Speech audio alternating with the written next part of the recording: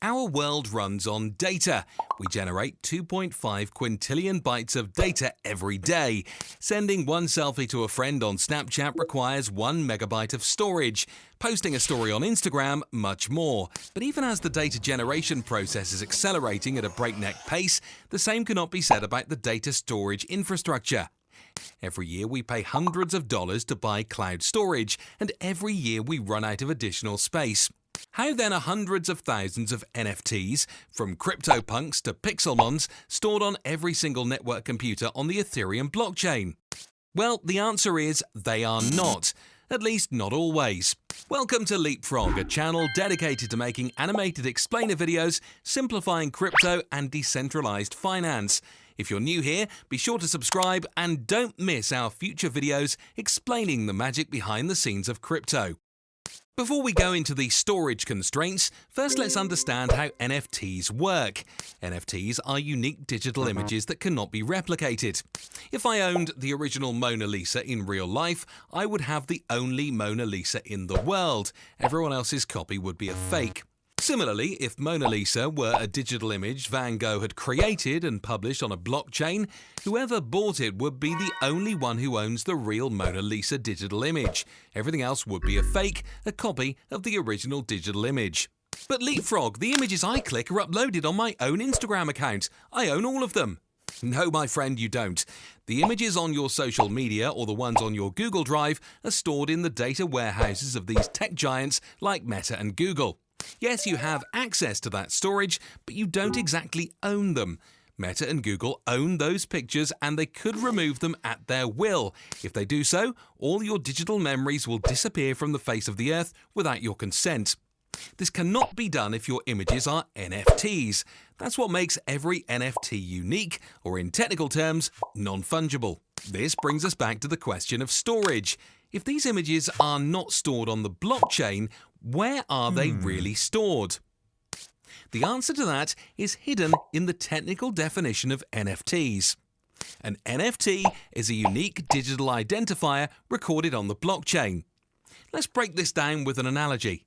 Imagine there's an art museum. Artists can publish new art there, and the viewers can go in and purchase the art and trade it with other museum visitors.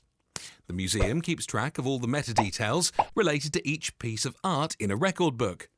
The original artist, the trade history of the piece, who bought and sold the art, and its current address, where the art is located right now.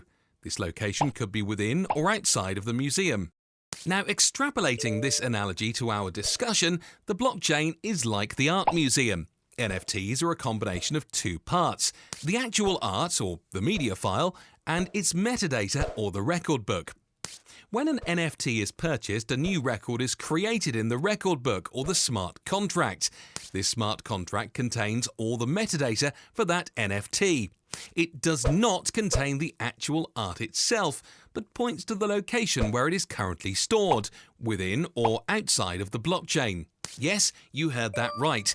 The actual art is more often than not stored completely away from the blockchain.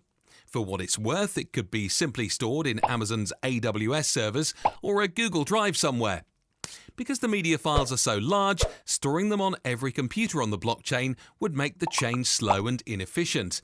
But as we already discussed earlier, this presents a huge problem. The Amazon and Google servers are still centralized. What happens if they shut down or choose to remove some of the media files? Enter IPFS, or Interplanetary File System. IPFS is a distributed file storage protocol allowing a network of computers to store any arbitrary information in a robust and immutable way. If you've used BitTorrent, IPFS approximately works like that. But let's use a simpler and more precise analogy: a jigsaw puzzle. IPFS breaks down each file into multiple fragments, like the pieces of a jigsaw puzzle. Then it stores these pieces on multiple network computers across the globe. When someone requests for the file, IPFS brings together these individual fragments to compose the entire file. Since each piece is unique, it ensures that no one is able to alter any data. In other words, IPFS comes with built-in security. In technical terms, the data stored via IPFS is immutable. Okay, but what happens if one of the nodes containing a piece shuts down? That's a good question, and the solution that IPFS came up with is even better. When the jigsaw puzzle pieces are being sent to the node computers, many nodes click a picture of the final assembled file and keep it with them. If one of the nodes shuts down and a jigsaw piece is missing, these other nodes use that clicked picture to recreate the missing piece.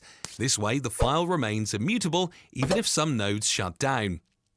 Finally, coming back to our original topic of discussion, IPFS is how the media part of NFTs is stored to keep the storage costs low while keeping the file secure from a single point of failure.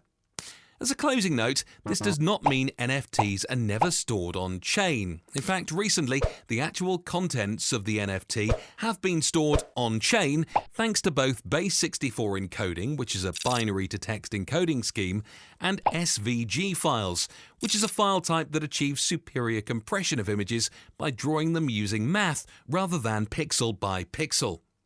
While IPFS has the lead currency, it remains to be seen if it stays the dominant way to store NFTs over the coming years. We hope you enjoyed watching this video as much as we enjoyed making it. Make sure to hit the like button and subscribe to the channel. We make these videos every week, and your support keeps us going.